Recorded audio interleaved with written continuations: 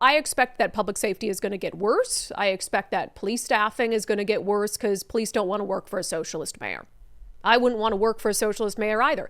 I wouldn't want to work for someone who 5 years ago was saying that she thinks the city should move toward a future without the Seattle Police Department. So she wasn't just someone in favor of police defunding. Katie Wilson, the new socialist mayor, was in favor of police abolition, which of course is asinine. The idea that, what a nice thought. What a fairy tale land she lives in, that she thinks we can move toward a future without the Seattle Police Department. And of course, when she was running for mayor, she backed away from some of those statements.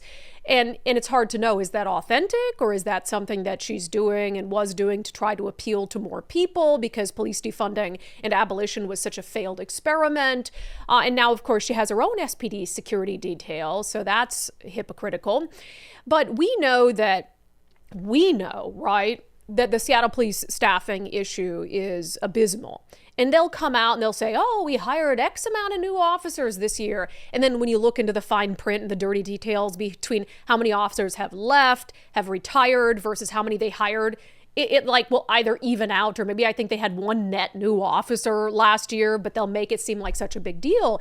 But the Seattle Police Department, maybe for the first time in writing, in black and white, is acknowledging how bad its staffing crisis is. So this document was obtained by our friend Ari Hoffman. He said, in a document used to justify surveillance cameras in Seattle, the city is finally admitting to losing over 700 officers since 2019. Publicly, the city has never admitted the accurate numbers and downplayed the union's numbers, which have always reflected losing 700 officers. And the reason the city is coming out and admitting it in this document is this is a document basically trying to justify the purchase of new surveillance technology. I don't think it's specifically the flock camera system, but something similar to that. And in their justification, they say this: the city's police staffing crisis, now in its fourth year, has resulted in over 700 officers departing SPD since 2019. There it is, for all the denials of how bad things actually were. There it is in black and white.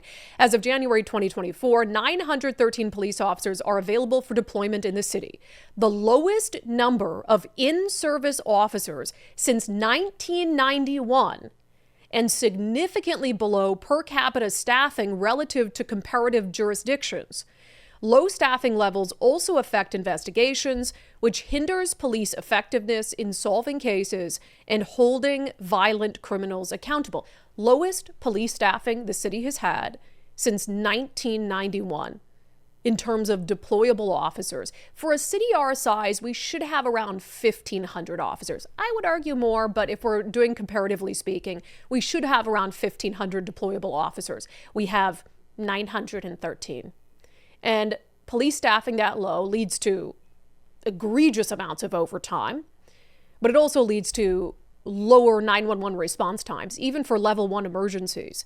So if there's a violent crime in progress, the amount of time it takes police to get there is absolutely unacceptable. And so they're saying that, hey, if we can purchase some of this new technology, then we can have eyes and ears in places where the police aren't able to be right now because of the staffing crisis. I also think it's interesting that they're acknowledging in this document some of the crime issues that we've been arguing are of serious reality in certain areas of the city that city leadership always tries to downplay, like the concentrations of crime at 3rd and Pine and in the Chinatown International District, Little Saigon. We always talk about how bad those areas are and the type of horrific crimes that are happening there. And out loud, city leadership wants to downplay it. But in here, where they're asking for money for a new surveillance system, they're like, oh yeah, things are horrible. It says gun violence, human trafficking, and other persistent felony crimes are concentrated at specific geographic places, and long-time efforts to prevent these crimes have not been consistently successful. You think?